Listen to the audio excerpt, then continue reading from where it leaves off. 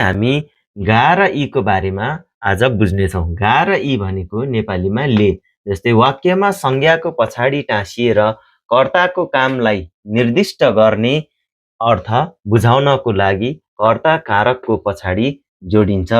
यसले आउने समयमा गरिने कामलाई जोड दिने पनि गर्छ। जस्तै भावेल इन्डिङ भएमा गा र कन्सोनेन्ट इन्डिङ भएमा यीको प्रयोग गरिन्छ।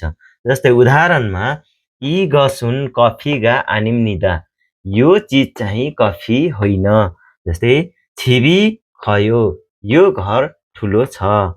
छे छिङ्गुगा मोदु मुल्गनुल चास्सयो, मेरो साथीले सबै सामान किन्यो। त्यस्तै गरेर ओनल नाल्सीगा नापायो, आज मौसम नराम्रो छ। त्यस्तै गरेर यहाँ हामी उदाहरणमा रिहानी रिहानले, जस्तै मुनागा मुनाले। जस्तै रिहान कन्सोनेन्ट आएको कारणले यहाँ यीको प्रयोग गरियो भने यहाँ मुनागा मुना भावेल इन्डिङ भएको कारणले मुनाले गाको प्रयोग गरियो।